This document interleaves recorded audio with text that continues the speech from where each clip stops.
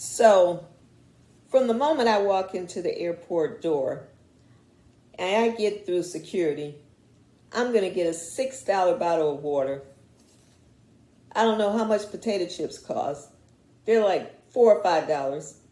Then I'm going to go get something to eat because I got a 2 hour wait. I got my snacks for the plane. I'm looking for a socket to make sure that my phone, because I carry two, one to watch my movies on, one that I talk on, to make sure they're fully charged for my flight. All of this before I even get on the plane. So I've never really thought about the amount of money I spend before I get on the plane and what I have access to while I'm sitting in the waiting area by the gate. Because I literally always thought that the lounges were more of a luxury item for business travelers. That's kind of what I connected it to.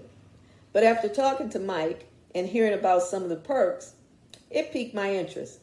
So the one video of him schooling me on how to travel for less and get some things for free has now turned into a series.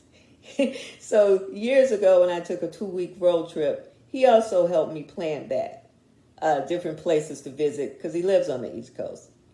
But with this, he travels frequently. He knows how important this trip is to me. So he is schooling me on some of the ins and outs of travel, how to make things more convenient and more affordable.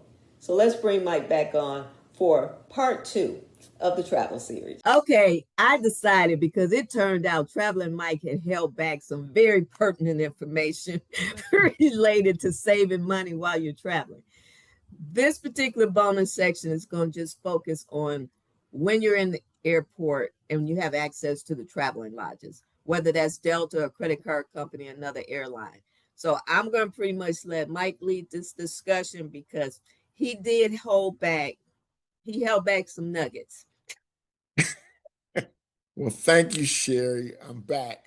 And I didn't do it on purpose. I know it was like it was not intentional. No, it was not Okay. intentional. So serious, in all seriousness, if you travel a lot, one of the things that you really should look at is a membership in the airport lounge. And what it does is it gives you a number of benefits. A lot of it is peace of mind. A lot of it is meeting space, chargers. Um, the food is the food. I mean, after a while, food tastes the same, but it will give you a it's an island of peace in a sea of chaos. Basically, is where I look at it. And once you're in there, you can get yourself all cleaned up. You can do some work. You can not do work. You can just people watch if you want. You can watch the airplanes coming in, depending on anything you want. You can watch television. There's a lot of little things that you can do. You can read a book. So it gives you time to kind of recharge yourself. And when you talk about recharging, you can recharge your phone, iPad, laptop. You can recharge all of this. Enough portals and ports there to make that happen. So what I think, so I'm gonna kind of go a little deeper, is especially lately, it's not as bad as it was a few years ago with the flights being delayed and canceled and all of that. Because when that happens, like I got caught up, remember around the snowstorm when the snowstorm hit and everybody there were people everywhere. So to be able to go in one of those lounges would help. But the biggest thing is like airport food. So, for this, like money is important, but your time and things like that are also resources in your life, like your energy and everything. And especially when you're trying to get to your destination, because you don't Right. want to travel and arrive somewhere agitated. I mean, coming home, you've had a good time. It might steal the joy. I don't know. But like when you're going, you just, you're going to wherever you're going. So I think airport food is overpriced. Like you said, beverages are overpriced in the airport. So you mentioned to me offline that you have access to food. I still call it pop, pop water, all of that. Because depending on what airport you're in, a bottle of water could cost you $5 plus. Food, like a lot of times when I would go to get my grandson, we would have to eat. before I get on the plane, sometimes I'm like 30, 40, $50 lighter just because I got to buy some little snacks for the plane. We got to sit down and eat. If I had come with those snacks, like gone to the grocery store the day before, it wouldn't have been nearly as much. Or if I had access to the lounge. So that's all factoring into your travel, ways that you're like saving on your expenses. You have access to not only like the food and beverages, but even those plugs, like in the main part of the airport. And it seems to be worse for eye users. I don't know if they use different sockets because sometimes it's like they're looking for a certain socket. And it seems to be like that's almost a premium to be sitting at a gate and have adequate places to It charge your phone. it is it is the airports. The older airports weren't set up for it, and they tried to figure out a way to monetize it. I guess that didn't work out. So now they give it. They pretty much set them up for free, but they're still not enough. It's not enough. And no, it's not enough because everybody now has a phone. Some people have two phones, and they want them charged, especially if they're going from the East Coast or the Midwest to the West Coast. They want to make sure they got a full charge or three quarters of a charge to make sure when they get off the plane they can contact whoever they need to contact, to be an Uber or family member, whatever, for getting the transfer back to their destination, to their true And that is destination. one thing on the discount airlines. The planes that I've been on, they don't typically have, like Delta has it on the plane. So even if you didn't get it at the gate, they have it on the planes where you can plug in your phone. But the discount airlines that I've flown, they don't typically. Even Southwest, I don't, like Southwest new planes may have it. I don't know. I don't fly them as often now. But when I was flying them years ago, they didn't have chargers. Like you couldn't charge your devices. On Southwest, and our fairness, Southwest does have seven on their 737 Maxes. They do have Southwest does. plugs. Southwest does. Delta does as well. But that goes back to what I was saying in regards to you get what you pay for. Okay, so Yeah, but those are the little things, and I call those pinch so points. You has have all these Southwest little. upgraded their planes? They have new planes. They have some Oh, new they've planes. The upgraded their planes. 737 Maxes. They have them. They rolled those out about 2 years ago. Okay. But what I call these pinch points, and those are the pinch points that can be annoying when you run out of a use for your phone, and you want to get that right. So you want to make it right. So you got to make sure you have the adequate space or place to do the charging. And Delta does a good job of making sure. And it's not on all planes, but a lot of their planes, especially in their comfort class and their first class, and now in a lot of the coach, they do have those plugins where you can charge your phone. But then Well, they, like I I said, only you fly get coach. what you pay for. I Huh? only fly coach. I haven't elevated myself to the comfort. But that's why But like that's I why we're said, on talking here. Delta, I don't know. This Honestly, I don't think I've been on one of their planes. And like I said, I don't look to see what type of plane it is. I don't think I've been on a plane that didn't have where you could plug your device in. I and I'm in coach. Usually I'm in coach. They don't usually. I'm in coach. I'm always in coach unless there were on occasions I got upgraded for some reason. But so let's start back with the lounge. So like you were saying, like for the kids, they have stuff where you're not traveling with young children now, but for people, because that definitely saves you because you know how a kid is in the airport. Oh, they want this, they want that, and stuff just isn't. depending on the location. Okay. And I have to stress that. I mean, Atlanta has like 5 lounges, and because it's their headquarter city, they go up and beyond for their client and passenger base, and they'll have all chicken and waffles. They'll have ice cream sundaes. They'll have all different types of specialty type things. They'll have specialty drinks that they will fix for you for the passengers or for the clients that are in those particular clubs. So So like I said, I think resources are beyond money. So I'm looking at that the things that you're saving on by being a member of the club. And is that annual fee? Do you earn points? How do you become a member of the club, whether it's an airline or a credit card company? Well, there's two ways to, there's two or three ways to do it. You can pay outright. I don't know what that number is. I believe it's like $500 or $600. You can actually, with some of the clubs, you can pay per day. So they give you a day pass, and it's like $50 or $100, something like that. It sometimes it's part of your credit card program. So if you come in with a Delta Reserve, blah blah blah, Platinum, blah blah blah, they say, okay, well you can come in unlimited, or you can come in 15 times a year. I don't know what that number is, but the credit card will give you access.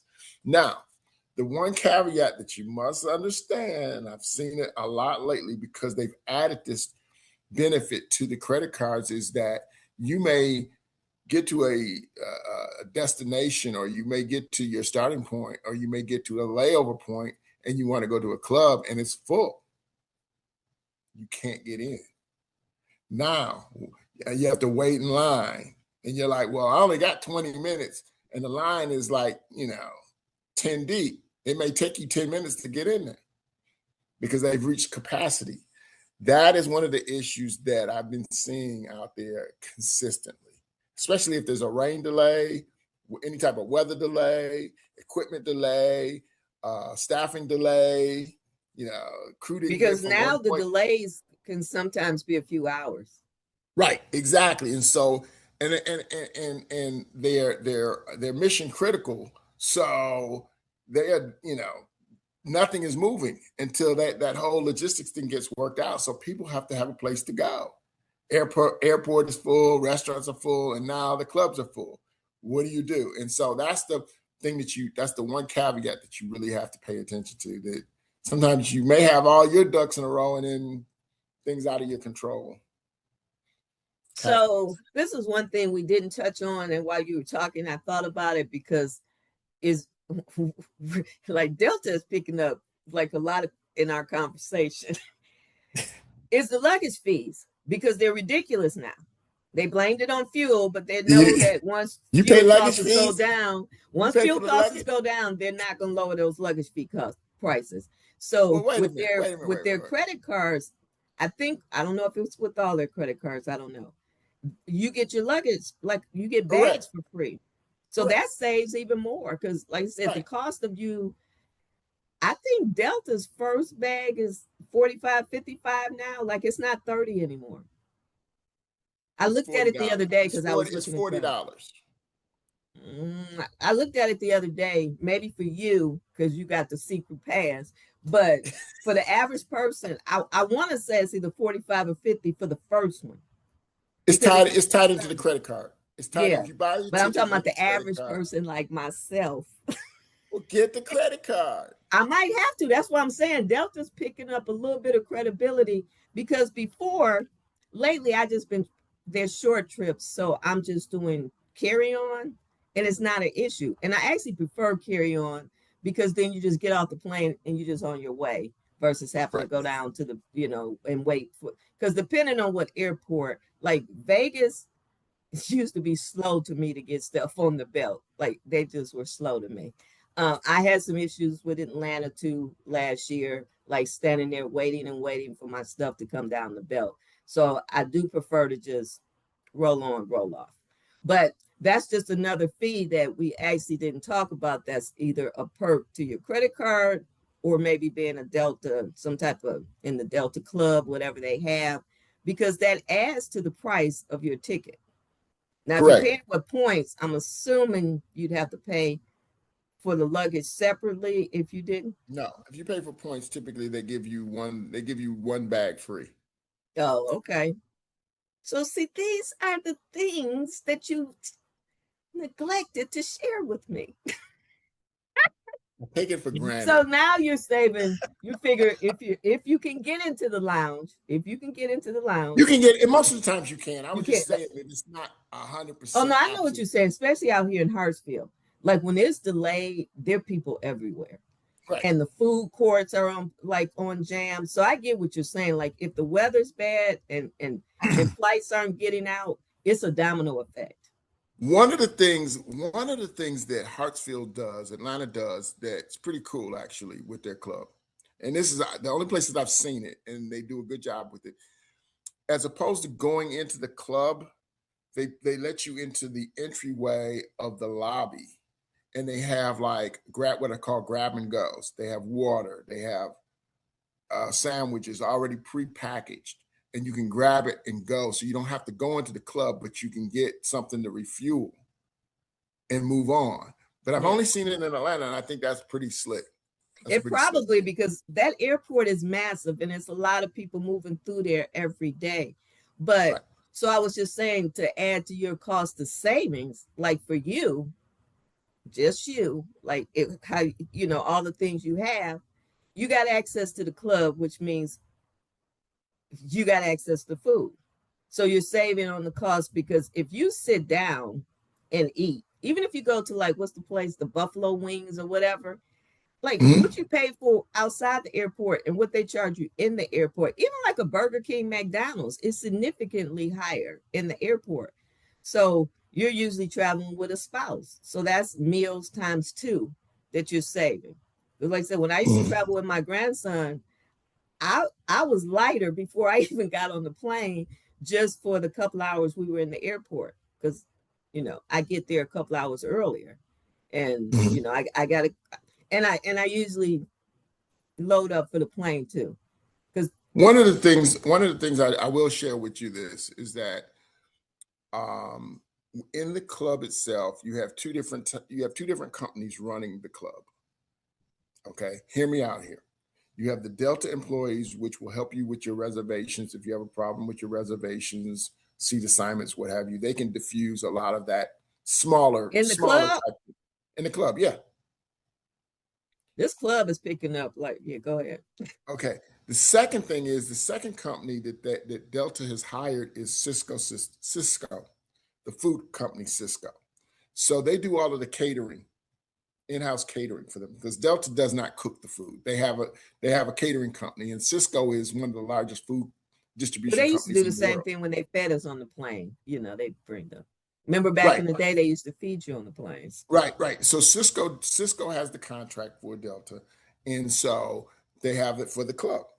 So that it's Cisco preparing the food for you and serving you the food. So you have the Delta employees basically helping you out with your logistics, trying to get you from point A to point B, and you have the catering company serving you the food and the drinks and what have you. So I just wanted to let you know that since I've been Well, holding no, like back I said, now I'm looking at resources, just not money. So that's an interesting thing. So, like I said, last year, it was around this time of the year, it was a lot of storms. So the flights, Mhm, like Hartsfield will close down, they will do a ground stop. mhm. and and there was a lot of people around because flights had been canceled. They weren't just delayed, they were canceling flights. So if that happens to you and you can get into the club, we're making assumptions, the Mhm. people in they will now help you get on another. If you go into the club, the people inside of there with Delta, they'll help you get on another plane Yeah, instead of going to that little whatever they have set up that's usually customer the line. customer service, they're the same people. Yeah, Yeah, but you have priority inside the club. yes. I might have to join the club because only because like last year, like I said, I almost got stuck in Houston, and when I got home, it was hours delay. I think I was about 3 or 4 hours late.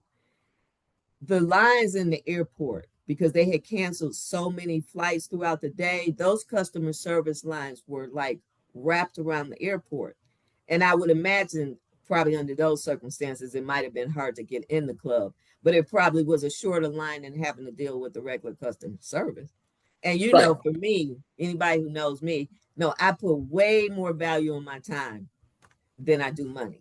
So to have right, to stand in a customer service line for Lord knows how long versus being able to go inside the club and have it resolved quickly would definitely be a perk. I didn't know all that was going on in the club, so that's why I never even thought about like doing it because I'm like I don't need to go in no lounge. I mean that's what I'm thinking like, but they seem I didn't realize it was that many benefits. I should say there are a so. lot of there Yeah. are a lot of unsaid benefits, and as you see the same employees, it even gets better. Oh, because they recognize you now. They What's up, recognize Mike? you. So How can I help you? so that's those are some of the benefits. I Well, I would just highly wanted to come back to really recap, because when we were talking and you just started talking about, like, there were some conveniences. Definitely, like I said, having access to charge your devices is big, because out there sometimes it's just not enough. It's just not enough by the gates. And airport food is at a premium. And so if you can go in there, and especially even the grab and go, because that's usually when I'm traveling alone, I might take a snack on the plane, and I'm definitely going to have water. Like, I always want to have water.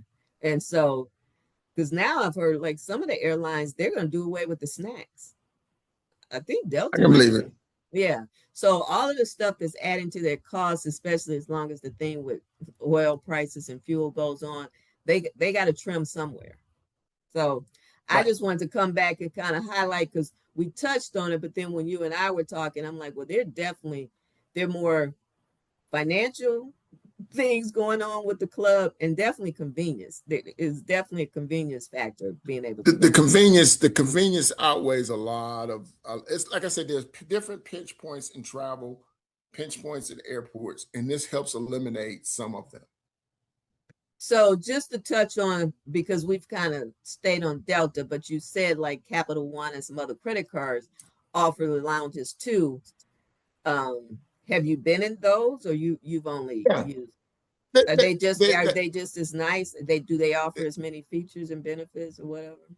they offer a lot of, and the food is good. The food is not great. It's good. It's clean. It's Is consistent, edible? and it's after a while it's edible.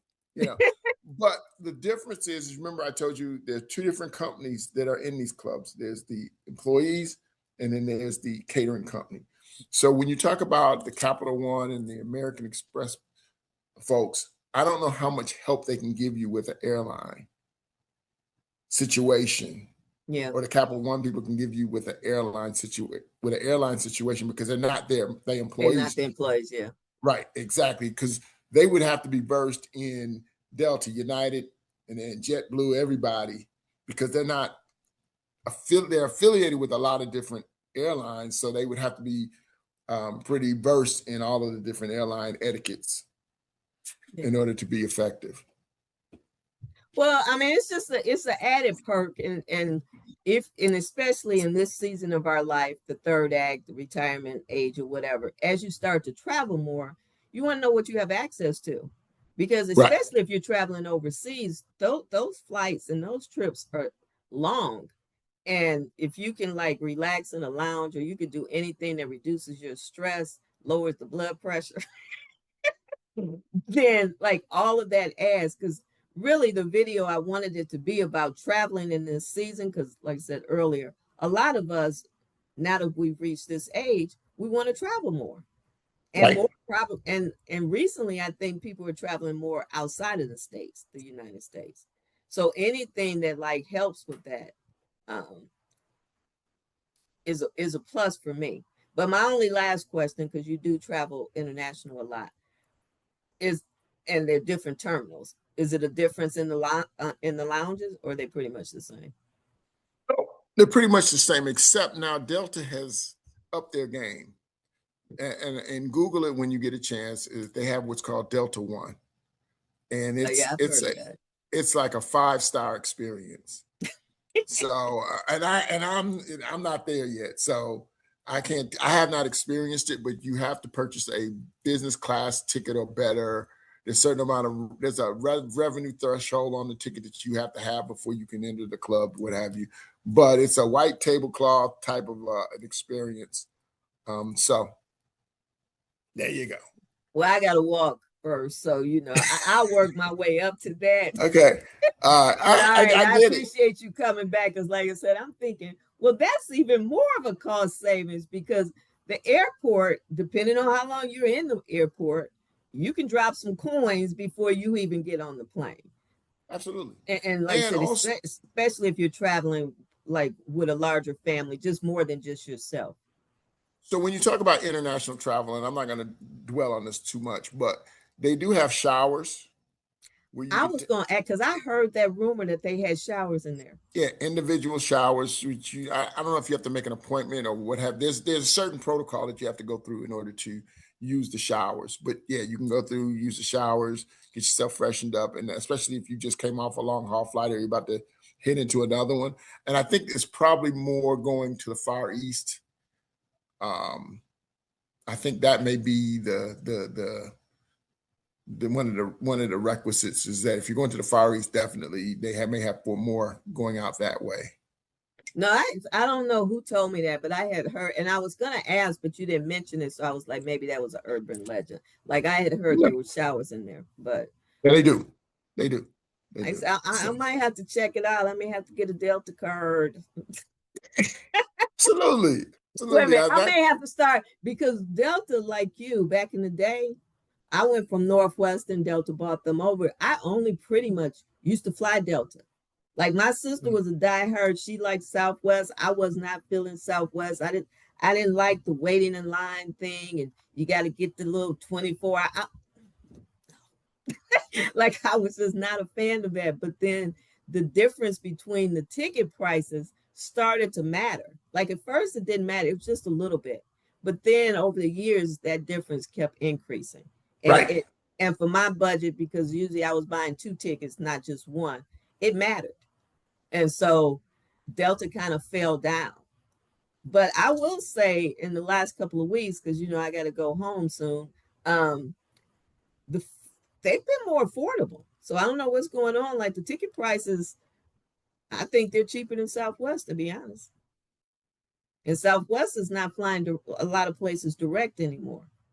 Right. That's the other piece. Yes. Yes. Yes, Yes. and I prefer once I'm up, not coming down into my destination. But I appreciate you coming back. I know you got some things to do. We'll wrap it up here. The bonus episode. And we are going to bring Mike back. Now we figured out why Mike is coming back. We're going to talk about the pros and cons of renting versus buying in our Are we all finished? retirement years. We're finished with travel already? We finished with travel. Let's you got wait a All minute. right. Do you have anything else you can add? Because Oh, we could wait a talk minute, help about a sister out because although we you could talk did make about a recommendation that I'm not going to take you up, like I'm not to travel with someone. This particular trip, I need and want it to be a solo trip, and well, so with that comes the solo prices. we could talk about TSA pre-check clear, global entry. We could go down that path too. Oh wait a minute, you got homework. Well, I guess it turns out I was snoozing on the lounges. I had heard the rumors about showers being in there. Excuse me, not even sure if I had access to it, if I would use it, but who knows? Circumstances can dictate different things. But the fact, like, you spend quite a bit of money sometimes in the airport to pick up a bottle of water, a pop, to sit down and eat. Like I said, when I was traveling with my grandson, we'd have to buy snacks for the plane. I always have to get a bottle of water because we got to the airport so early. We needed to sit down and eat. Between walking into the airport door and before I even got on the plane, I was dollars lighter. And I did that for the first few years, and in later years, I started almost packing a lunch. We would have to stop and eat at the airport just because that's what you do. But the snacks for the plane, no, I started coming with the snacks for the plane. Obviously, not liquids. But just the lounges themselves, if you have access to them, you probably already know. For those of us who didn't, like myself, I might have to take a look. But I would much prefer when the airport is quiet. I mean, not quiet, crowded, to sit in one of those lounges instead of just having people stand all over you. You're trying to find a seat, which my last couple of trips have been like that. The gates are overly crowded. There's nowhere to sit. People are taking up using their book bags or something just so no one sits next to them. it's just a different experience recently, but I digress. So anyway, I hope you enjoyed the conversation with Mike. As I stated, he has a lot more to say, so stay tuned to the series. The link to the playlist will be in the description. And as always, thank you for joining me on this journey of her story unfolding. Travel is a big part of my story, so you're probably going to hear a little bit more about it. As always, have a good one. I'll see you in the next video.